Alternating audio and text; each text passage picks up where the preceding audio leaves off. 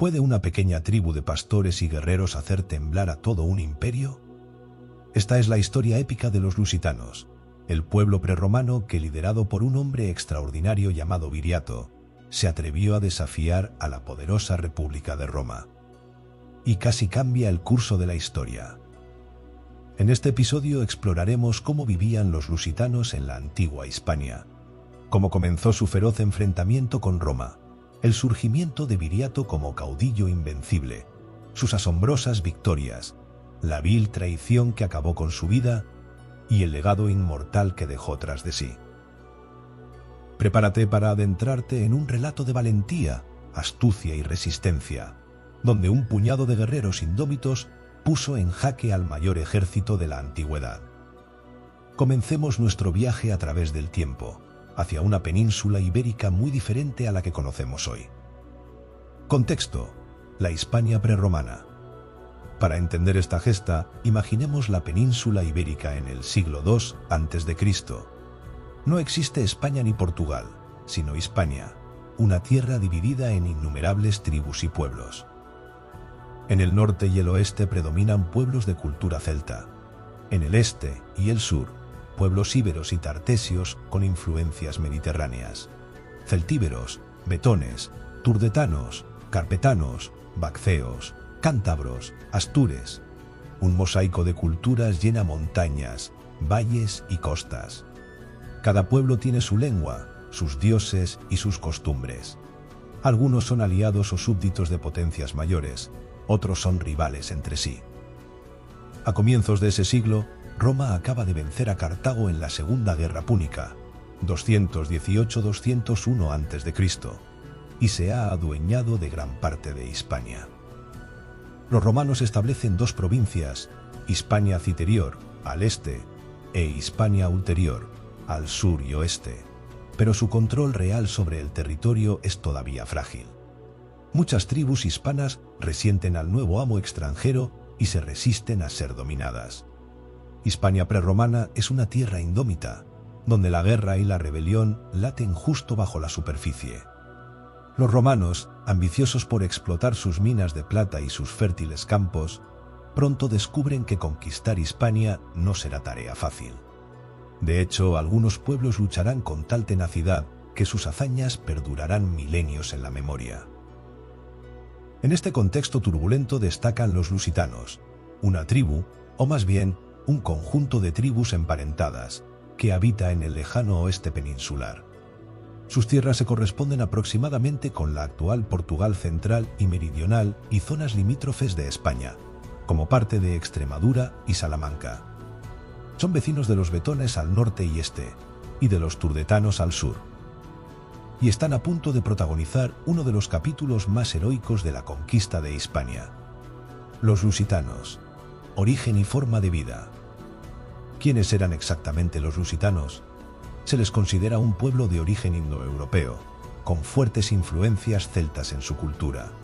De hecho, su propio nombre podría derivar de una raíz celta, lusis, aunque los estudiosos aún debaten sus orígenes precisos. En cualquier caso, los lusitanos tenían idioma y tradiciones propias, distintas a las de los íberos del este. No formaban un reino unificado, sino múltiples tribus pequeñas, cada una con su territorio y un jefe tribal, normalmente el guerrero más respetado. En tiempos de paz actuaban de forma independiente. En tiempos de guerra, podían unirse bajo un caudillo elegido por su valentía y liderazgo.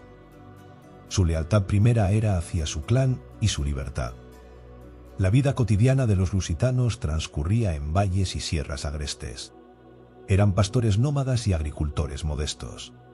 Practicaban la trashumancia, moviendo sus rebaños de un lugar a otro según la estación en busca de pastos. Criaban sobre todo ovejas y cabras, y complementaban su dieta con algo de agricultura cerealista en los pocos terrenos fértiles que encontraban. También cazaban en los bosques y pescaban en ríos, viviendo en estrecho contacto con la naturaleza.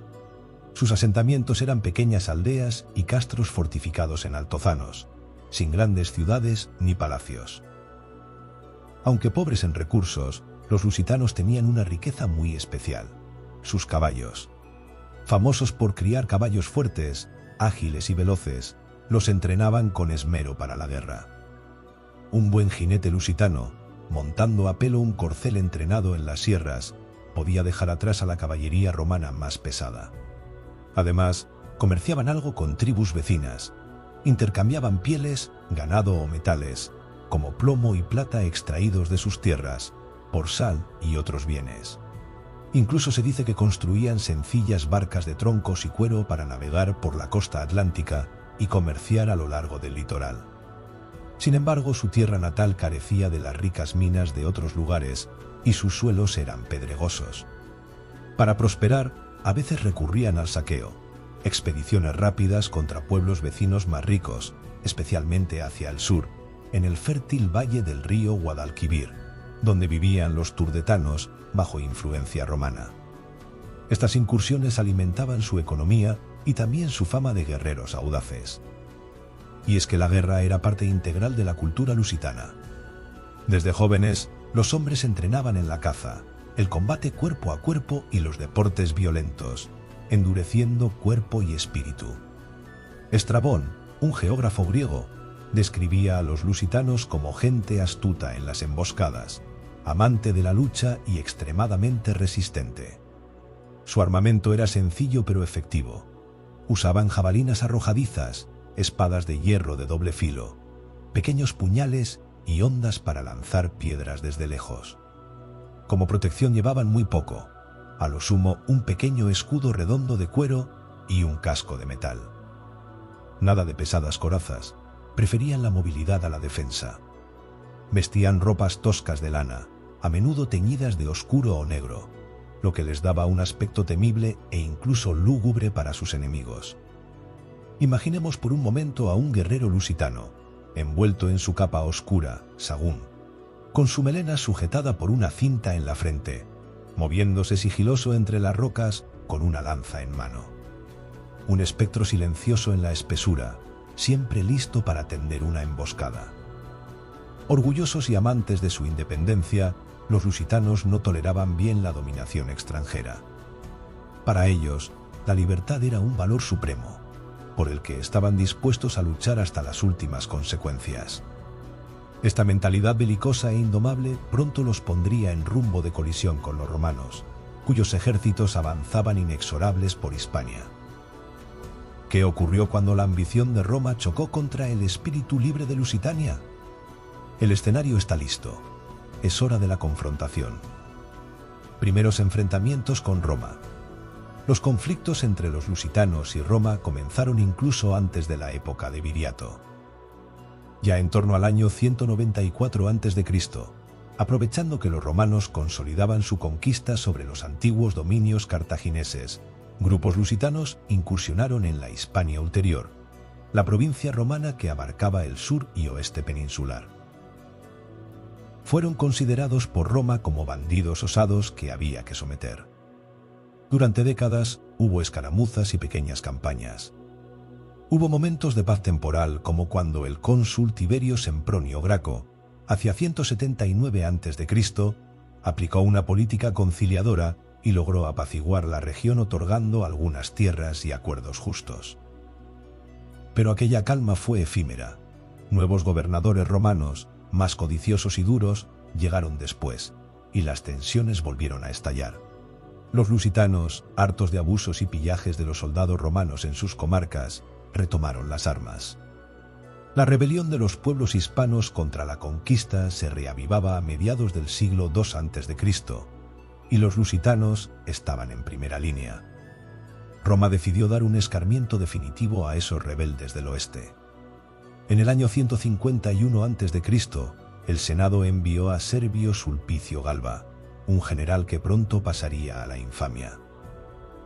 Al llegar como pretor, gobernador militar, de la Hispania Ulterior, Galba se enfrentó a incursiones lusitanas que hostigaban los límites de la provincia. Los lusitanos se movían rápido, atacaban donde menos se lo esperaba y desaparecían en las sierras. Frustrado, Galba optó por la astucia más que por la fuerza. Fingiendo compasión y buena fe, ofreció a los lusitanos un trato tentador. Si deponían las armas, él les asignaría tierras fértiles donde asentarse pacíficamente. Cansados de tanta guerra y penuria, muchos miles de lusitanos aceptaron la oferta. Después de todo, ¿no deseaban todos un rincón seguro para sus familias? Galba convocó a los guerreros lusitanos en un lugar acordado para formalizar la paz y la entrega de tierras. Lo que siguió fue una traición atroz. Cuando los lusitanos se presentaron confiados, Galba ordenó dividirlos en grupos aislados, y entonces sus legiones cayeron sobre ellos sin piedad. Fue una masacre brutal. Hombres desarmados acuchillados, mujeres y niños capturados para vender como esclavos. Se habla de miles de muertos en pocas horas. Las cifras que nos dan las fuentes antiguas varían, pero se estima que entre 8.000 y 10.000 lusitanos fueron asesinados a sangre fría, y otros 20.000 fueron encadenados y enviados lejos, vendidos como esclavos en las Galias. Aquella tierra prometida nunca existió, solo fue una trampa. Imaginen la escena, el campo de negociación convertido en un matadero, gritos de pánico y el suelo empapado de sangre inocente. En medio del caos, unos pocos centenares lograron romper el cerco y huir con vida, escapando hacia las colinas. Entre estos escasos supervivientes se encontraba un joven pastor lusitano que jamás olvidaría aquel día. Su nombre era Viriato. La paz de Galba resultó ser más devastadora que la guerra misma. Cuando la noticia de la matanza llegó a Roma, incluso algunos senadores se horrorizaron. Galba fue llamado a rendir cuentas y efectivamente juzgado en Roma por su perfidia, a instancias de un joven tribuno llamado Marco Porcio Catón, nieto del célebre Catón el Viejo. Sin embargo, Galba, astuto en la oratoria tanto como cruel en la acción, se las ingenió para conmover al jurado romano, según cuenta la tradición, hasta llevó a sus propios hijos ante el tribunal para dar lástima, y finalmente fue absuelto, sin recibir castigo alguno por su crimen. Roma mostraba así un doble rasero. Por un lado deploraba oficialmente la traición, pero por otro la dejaba impune cuando convenía a sus intereses. Para los lusitanos, este episodio supuso una lección terrible. Las promesas romanas habían quedado desacreditadas para siempre. ¿Cómo confiar de nuevo en la palabra romana tras la felonía de Galba? No es de extrañar que al poco tiempo los lusitanos que quedaban libres clamaran venganza. Humillados, empobrecidos y diezmados, pero encendidos por la rabia, se reagruparon en las sierras para continuar la lucha. En el año 147 a.C., Roma envió a un nuevo gobernador con tropas frescas para pacificar Lusitania, Cayo Betilio. Este general heredó el problema agravado por Galba y se dispuso a acabar con los rebeldes de una vez por todas. Reunió a su ejército y marchó contra los lusitanos supervivientes, que para entonces eran pocos y estaban desesperados, pero acaudillados ahora por un hombre diferente. Porque tras la traición de Galba emergió el liderazgo de Viriato. Los lusitanos, necesitados de un guía fuerte, eligieron a aquel pastor convertido en guerrero como su caudillo o general. Viriato conocía de primera mano el dolor infligido por Roma y ardía en deseos de luchar. Iba a demostrar a su pueblo que la astucia puede más que la fuerza bruta, y que la memoria de una traición puede unir a los hombres bajo una causa común. La escena está preparada para la contraofensiva lusitana. Aparición de Viriato, el caudillo lusitano. Viriato no provenía de alcurnia noble ni poseía corona alguna. Su autoridad emanaba únicamente de sus cualidades y de la confianza que sus compañeros depositaron en él. Cuenta la tradición que había sido pastor en las sierras de Lusitania, un hombre de campo acostumbrado a dormir bajo las estrellas y a vivir con austeridad. De pastor pasó a cazador, dominando el terreno inhóspito, y luego a guerrero en las incursiones que los jóvenes lusitanos hacían para obtener botín y gloria. Era, podríamos decir, un hombre forjado por la tierra misma, resistente, veloz, conocedor de cada peñasco y cada sendero oculto. Viriato había sobrevivido a la matanza de Galba gracias tanto a su ingenio como a su suerte, y ahora se había convertido en la esperanza de su pueblo. Sus dotes naturales de mando y su carisma hicieron que los lusitanos lo escogieran como jefe para enfrentarse al nuevo envite romano. En palabras de un historiador romano, Viriato no fue un rey hereditario, sino un líder elegido por ser el más atrevido en el peligro y el más justo en el reparto del botín. Bajo su mando, un puñado de guerreros hambrientos y enfurecidos se transformaría en un ejército guerrillero letal. El primer gran desafío para Viriato llegó de inmediato con la campaña de Cayo Betilio en 147. Antes de Cristo, Betilio avanzó con una legión y tropas auxiliares, decidido a aplastar a esos rebeldes de una vez. Logró perseguirlos y acorralar a los lusitanos en algún lugar de la Turdetania, al sur, probablemente cerca de la actual Andalucía. La situación para Viriato era crítica. Se encontraba atrapado con unos pocos miles de seguidores, cansados y con escasas provisiones, frente a un ejército romano bien armado. Betilio, confiado en su superioridad, ofreció a los lusitanos la misma propuesta en la que Galba se había basado: rendirse a cambio de tierras y clemencia. Desde la perspectiva romana, quizá pensaba que el miedo y el hambre doblegarían a estos hombres. Algunos lusitanos, recordando la masacre anterior, dudaban. ¿Era preferible arriesgarse a morir de hambre ahí mismo o entregarse con la esperanza, por tenue que fuera, de que esta vez Roma cumpliera su palabra? En ese momento crucial, Viriato alzó la voz entre los suyos. Le recordó la traición de Galba con palabras ardientes, la falsa promesa, la matanza vil de sus hermanos. «No creáis en los romanos, no dos veces», pudo haber exclamado. Su convicción resultó contagiosa. Los lusitanos decidieron que preferían luchar hasta el final antes que volver a caer en otro engaño. Viriato entonces concibió un plan tan audaz como ingenioso para sacar a su gente de la trampa de Betilio. En lugar de presentar batalla campal, ordenó a la mayoría de sus guerreros que se dispersaran en pequeñas partidas en distintas direcciones. Aprovechando su conocimiento del terreno y la velocidad de sus caballos, debían huir quebrando filas, escabulléndose por senderos y barrancos, con el objetivo de reunirse más tarde en un lugar seguro previamente acordado, la ciudad de Tríbola, un asentamiento aliado en las montañas, cuya ubicación exacta se cree cerca del Alto Guadalquivir. Pero ¿cómo permitir la huida sin que los romanos persiguieran y masacraran a los fugitivos? Ahí radicó la genialidad de Viriato.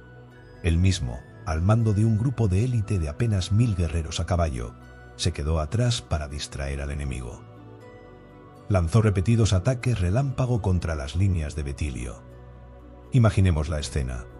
Viriato y sus jinetes saliendo de la nada, cargando con ferocidad contra un flanco romano, sembrando confusión, para luego retirarse velozmente antes de ser atrapados. Una y otra vez, como moscas molestando a un toro, los lusitanos hostigaron durante todo el día al grueso romano. Betilio, desconcertado, veía cómo no podía asestar un golpe definitivo.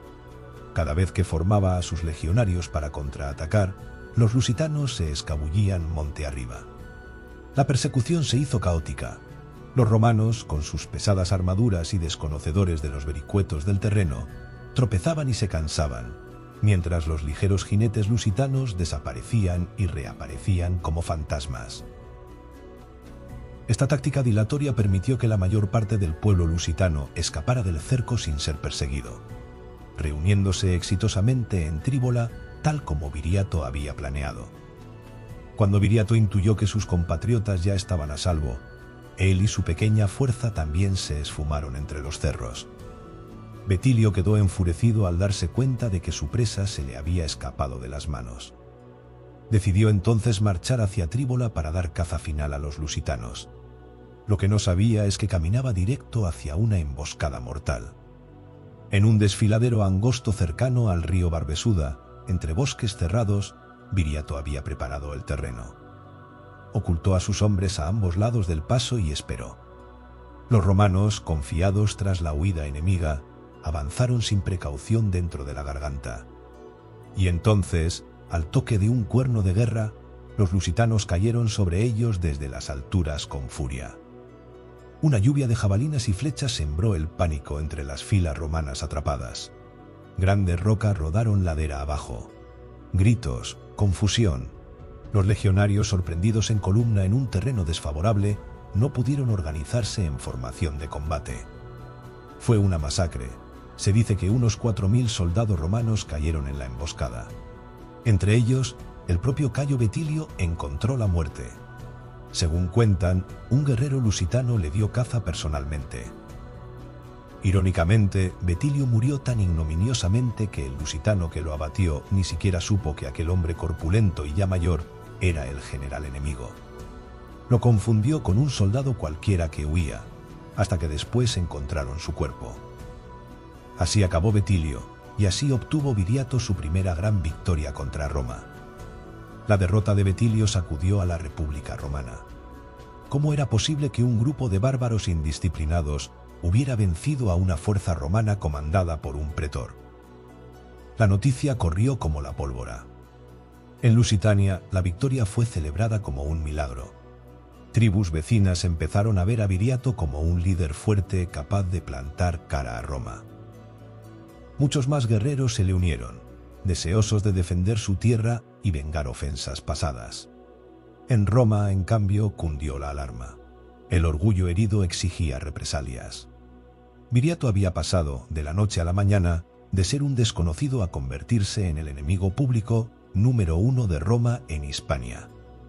Los senadores romanos empezaron a llamarlo el terror de Roma, pues en los informes militares se repetía el mismo nombre cada vez que una patrulla era aniquilada o un fuerte era atacado en Lusitania. La guerra lusitana, con Viriato a la cabeza, acababa de escalar a un nuevo nivel. Las victorias de Viriato contra Roma. Lo que siguió fueron años de intensa guerra entre Viriato y las sucesivas fuerzas romanas enviadas para aplastarlo. Roma, orgullosa y testaruda, no podía tolerar que una tribu rebelde ridiculizara su poder. Después de Betilio, enviaron contra los lusitanos a generales cada vez más experimentados y ejércitos más numerosos. Pero Viriato demostró ser un estratega fuera de serie, practicando una forma de guerra que desconcertaba por completo a los invasores. Mientras los romanos esperaban batallas campales y conquistas de ciudades, Viriato les opuso una guerra de guerrillas implacable. ¿Cuál era su táctica? Cansar al adversario, acosarlo sin descanso pero sin exponerse, impedir sus suministros, tender emboscada sorpresa y luego esfumarse. Nunca presentar una batalla frontal si las condiciones no eran perfectas. Y siempre aprovechar el conocimiento superior del terreno. Los bosques, colinas y llanuras de Hispania se convirtieron en cómplices de Viriato. Donde un legionario veía un sendero inocente, Viriato veía una trampa perfecta. Donde un general romano se sentía seguro, el lusitano encontraba su punto ciego. Tras la caída de Betilio, Roma nombró cónsules y pretores decididos a acabar con Viriato. Uno de ellos fue Cayo Plautio, aproximadamente en 146 a.C., quien intentó frenar a los lusitanos en la región de Carpetania, la zona central de la península, en torno a la actual Toledo. Plautio también fue derrotado por las rápidas incursiones de Viriato, viéndose obligado a retirarse en desorden. Otro funcionario, Claudio Unimano, gobernador de la Hispania Citerior, trató de intervenir, pero tampoco pudo con la astucia del caudillo lusitano. Para colmo de males para Roma, el ejemplo de Viriato empezó a cundir en otros pueblos hispanos. Tribus celtíberas del centro, como los arébacos, titos y bellos, se animaron a rebelarse también, abriendo otro frente de guerra en la Celtiberia, lo que luego se conocería como la Guerra de Numancia, entre 143 y 133 a.C. Viriato había encendido la llama de la resistencia en toda Hispania. Por primera vez, distintos pueblos indígenas coordinaban esfuerzos contra el invasor común. En su apogeo, los lusitanos y sus aliados controlaban gran parte de la Hispania ulterior, la provincia sur, e incluso zonas de la Citerior. Era como si media península se hubiese levantado contra Roma, inspirada por la tenacidad de aquel guerrero. Frente a este desafío creciente, Roma decidió tomar medidas drásticas. En el año 145 a.C., recién concluida la guerra contra Cartago, Roma había destruido Cartago ese mismo año, eliminando su antigua amenaza. El Senado pudo desviar más recursos militares a Hispania. Nombraron cónsul a Quinto, Fabio Máximo Emiliano, un general con sangre de la prestigiosa familia Escipión, con fama de estratega competente. Fabio Máximo llegó con legiones frescas y un plan para acabar con Viriato. Comenzó por reforzar las ciudades aliadas a Roma en el sur. Se dice que estableció su base en Orsona, posiblemente en la Bética, y coordinó acciones con otro general, Cayo Lelio, en el este. La presión sobre Viriato aumentó. Fabio Máximo lanzó ofensivas que obligaron a los lusitanos a retroceder. En 144 a.C., Viriato tuvo que replegarse y abandonar algunas de las ciudades que había liberado anteriormente en la Bética, sur de Hispania. Durante un tiempo pareció que los romanos estaban recuperando el control. Viriato y sus hombres se refugiaron en zonas más remotas, evitando enfrentamientos directos con este enemigo superior en número. Sin embargo, Fabio Máximo no logró su objetivo final: capturar o matar a Viriato. Tras un año de campaña ardua por terrenos difíciles, el cónsul regresó a Roma, habiendo reclamado ciertas victorias menores, pero sin haber podido atrapar al escurridizo caudillo lusitano. Las legiones volvían a marcharse sin trofeo, dejando tras de sí una guerra inconclusa.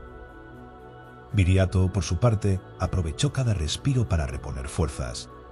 Curó las heridas de sus guerreros y fortaleció alianzas. Comprendiendo que necesitaba ampliar aún más su base de apoyo, extendió la rebelión hacia el centro-norte, buscando la cooperación de tribus lejanas a Lusitania. Y lo logró. Entre 143 y 142 a.C., la insurgencia celtíbera en Numancia ataba las manos de otro cónsul romano, Quinto Cecilio Metelo, mientras Viriato seguía hostigando en el oeste.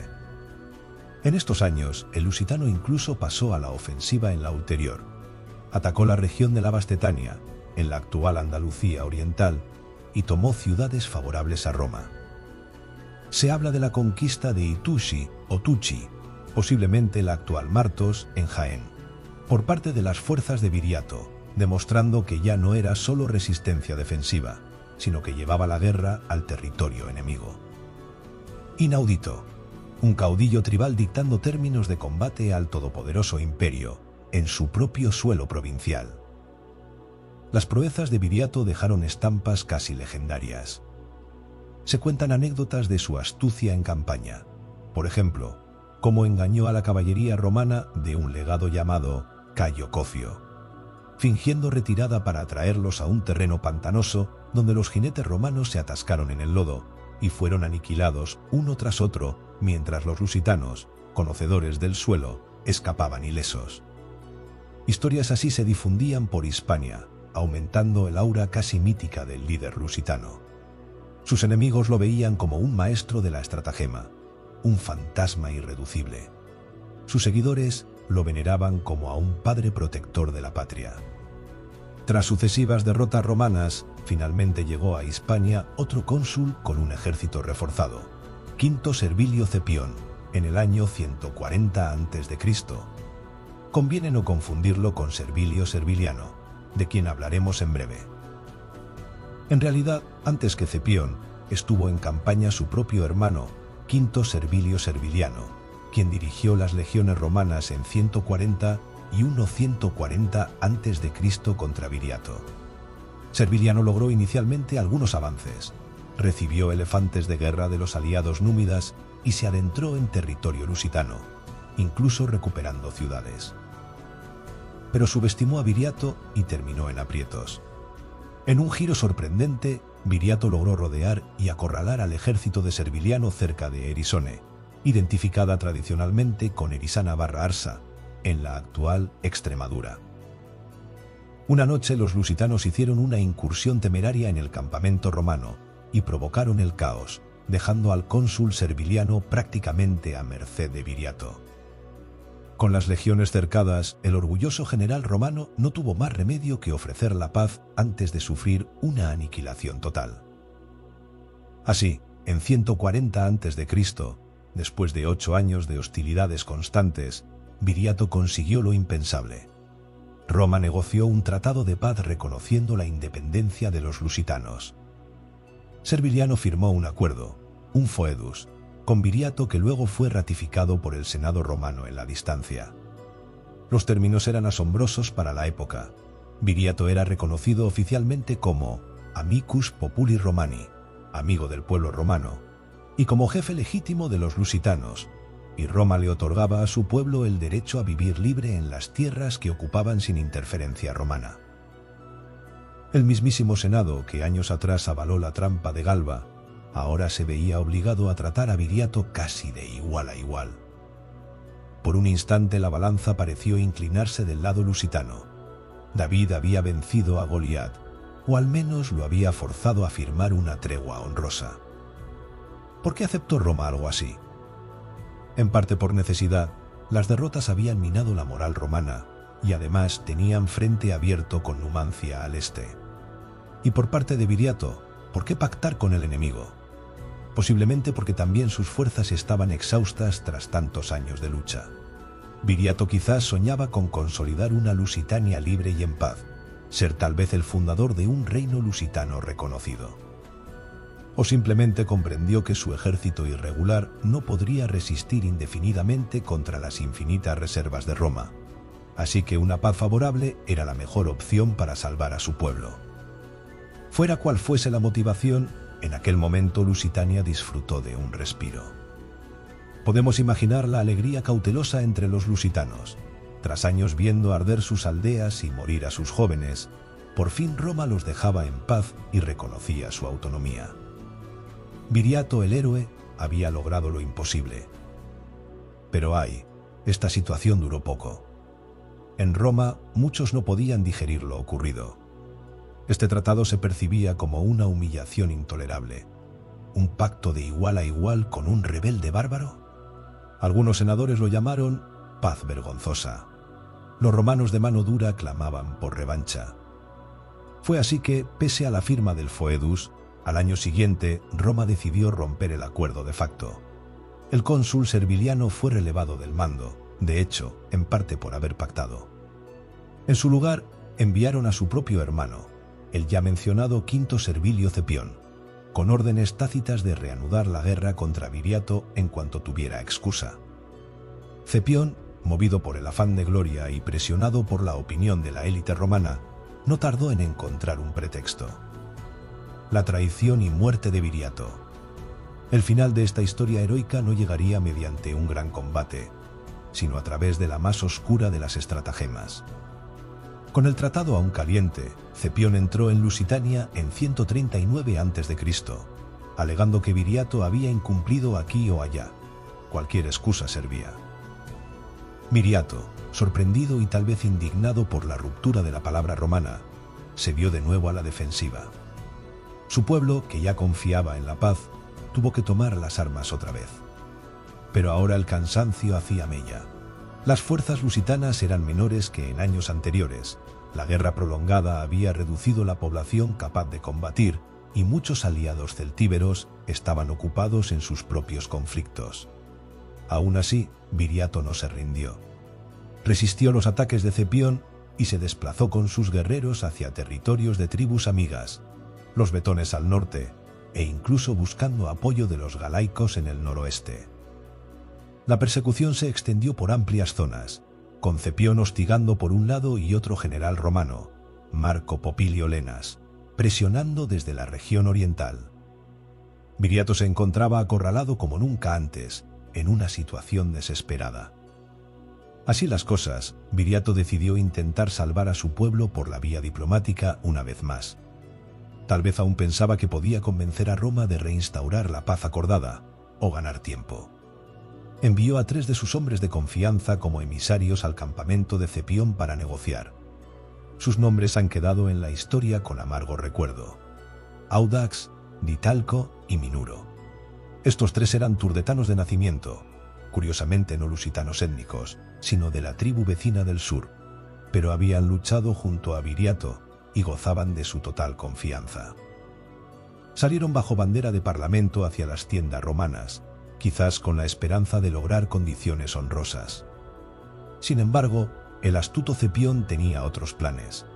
A solas con los emisarios, el cónsul romano les hizo una propuesta siniestra: riquezas, tierras y recompensas personales a cambio de que resolvieran la guerra de la forma más rápida posible. ¿Y qué podía ser más rápido que eliminar al propio Viriato? Es imposible saber si la iniciativa de este ofrecimiento surgió de Cepión o si los propios Audax, Ditalco y Minuro flaquearon primero y se ofrecieron ellos a traicionar a su jefe. Las crónicas varían en este punto, pero el resultado fue el mismo. Los enviados, seducidos por el oro y las promesas romanas, aceptaron convertirse en traidores. Regresaron al campamento lusitano disimulando normalidad, con supuestas noticias de las negociaciones. Por la noche aguardaron el momento oportuno. Viriato acostumbraba a dormir con su armadura puesta, siempre precavido, pero esa noche fatídica bajó la guardia ante sus amigos. Quizá el agotamiento de tantos años le venció, o quizá nunca imaginó que el peligro vendría de dentro. En el silencio de la madrugada, los tres conspiradores se escabulleron hasta la tienda del caudillo. Entraron sigilosos mientras su líder descansaba, y allí, a traición, apuñalaron a Viriato mientras dormía, degollándolo con un puñal. El gran guerrero, invencible en batalla, moría sin siquiera empuñar su espada, víctima de la felonía de aquellos en quienes confiaba. Alrededor, en el campamento lusitano, nadie sospechó nada hasta que fue demasiado tarde. Cuando se corrió la voz de que Viriato yacía muerto, la consternación y el duelo envolvieron a los lusitanos. Había caído su pilar, su protector. Audax, Ditalco y Minuro, por su parte, no perdieron tiempo.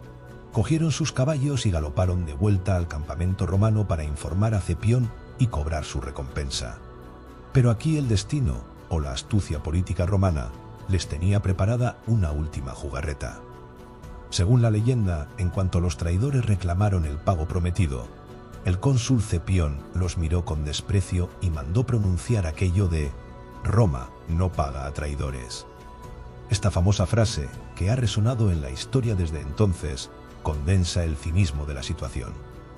Roma se negaba a recompensar abiertamente un acto tan deshonroso, quizá para lavar su propia imagen.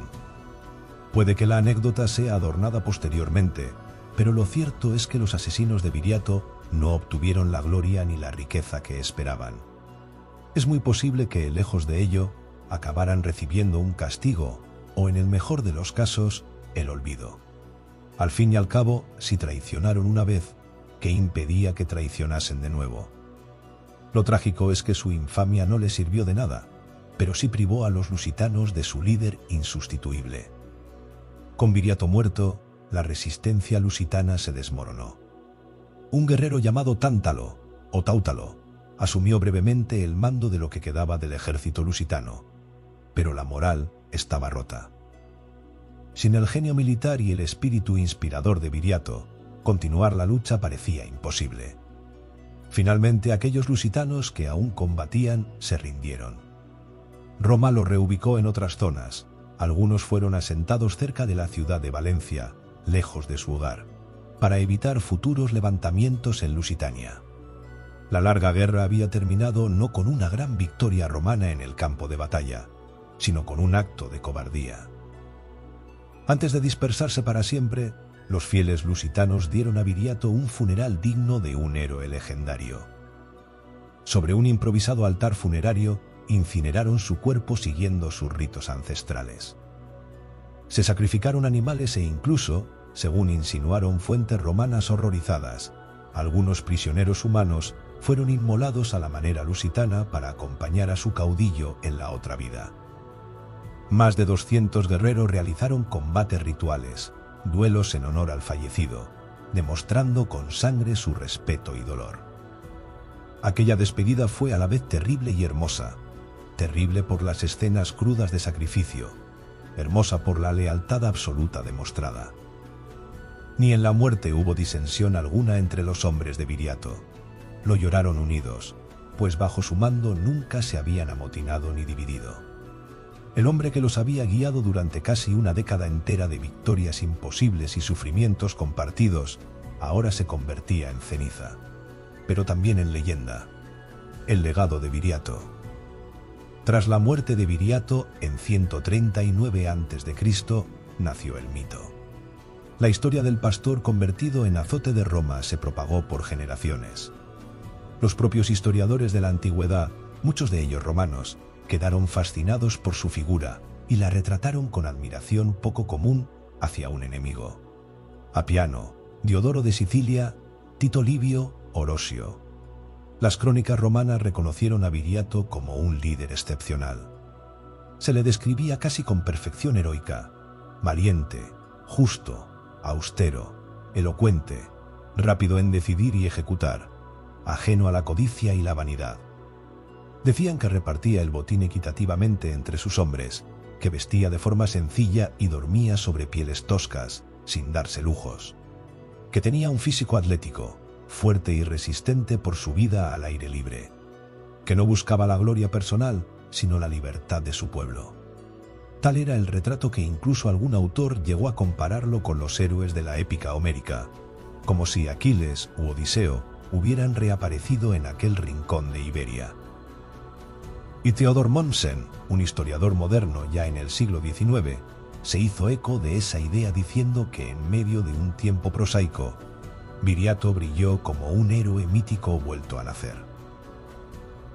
Pero más allá de la admiración literaria, Viriato dejó un legado histórico tangible. Su resistencia puso de manifiesto las dificultades enormes que Roma enfrentó para someter a Hispania. Él demostró que con tácticas inteligentes y guerreros motivados era posible hacer frente a un ejército profesional mejor equipado. En los años siguientes, Roma aprendería lecciones de esas guerras. Tuvieron que adaptar sus estrategias para combatir guerrillas, fortificar mejor sus campamentos y, sobre todo, no volver a confiar ingenuamente en tratados con enemigos determinados. En adelante fueron ellos quienes usaron la traición deliberada como arma, tristemente. La lucha de Viriato fue un preludio de la célebre resistencia de Numancia en el este, que sucumbiría heroicamente unos pocos años después, en 133 a.C., mostrando que el espíritu indómito se repetía en distintas tribus hispanas. De hecho, en la conquista de la península ibérica por Roma, los nombres de Viriato y Numancia quedaron grabados como símbolos de valor y amor a la libertad frente al invasor. Con el paso de los siglos, Viriato se convirtió en un icono para la cultura de la región. Aunque en su tiempo no existían naciones modernas, tanto portugueses como españoles de épocas posteriores lo han reivindicado como un héroe ancestral. En Portugal se le ha llamado el primer gran héroe portugués, viendo en él los orígenes de la identidad lusa indómita. En España, especialmente en zonas como Zamora o Extremadura, su memoria también es motivo de orgullo local. Monumentos y estatuas recuerdan su figura en varias ciudades. Hay una famosa estatua de Viriato en Zamora, por ejemplo, frente a la cual la gente aún exclama «Viriato, Viriato», al rememorar la historia. Su nombre se usa como sinónimo de guerrillero ingenioso y resistente. Incluso la frase «Roma no paga a traidores» ha perdurado como refrán para indicar que la deslealtad nunca obtiene buen fin. Al final podemos preguntarnos, ¿ganó algo aquella tribu lusitana que desafió a Roma? Podría parecer que no, pues Lusitania fue finalmente incorporada al imperio y romanizada con el tiempo. Pero durante un tiempo sí ganaron. Ganaron su dignidad, ganaron el respeto incluso de sus enemigos, ganaron una leyenda imperecedera. Casi lograron alterar el destino, pues de haber sobrevivido Viriato, quizá la Lusitania independiente habría perdurado muchos años más como aliado romano en vez de provincia sometida. Su epopeya quedó como testimonio de que la determinación y el coraje pueden hacer titubear al gigante más poderoso. Viriato y sus lusitanos demostraron que la libertad bien vale la lucha, que un pueblo pequeño pero unido y guiado con sabiduría puede casi vencer al coloso. En la historia, pocos episodios resultan tan emocionantes como el de Viriato. Es la clásica historia de David contra Goliat, pero vivida en nuestros campos ibéricos. Un líder carismático, surgido del pueblo llano, que mantuvo a raya al imperio más grande de su época, no con superioridad material sino con ingenio, valentía y un ideal. Aunque Roma finalmente triunfó físicamente, la memoria de Viriato triunfó moralmente. Hoy lo recordamos como el gran caudillo lusitano que desafió a Roma. y casi ganó. Su espíritu sigue cabalgando en la imaginación, como aquel jinete incansable que recorría las sierras al anochecer, velando por la libertad de su tribu. Si te ha gustado esta historia épica y quieres descubrir más aventuras fascinantes de nuestro pasado, te invitamos a suscribirte a nuestro podcast y a explorar los demás episodios. Gracias por escucharnos, hasta la próxima entrega de Historias Legendarias.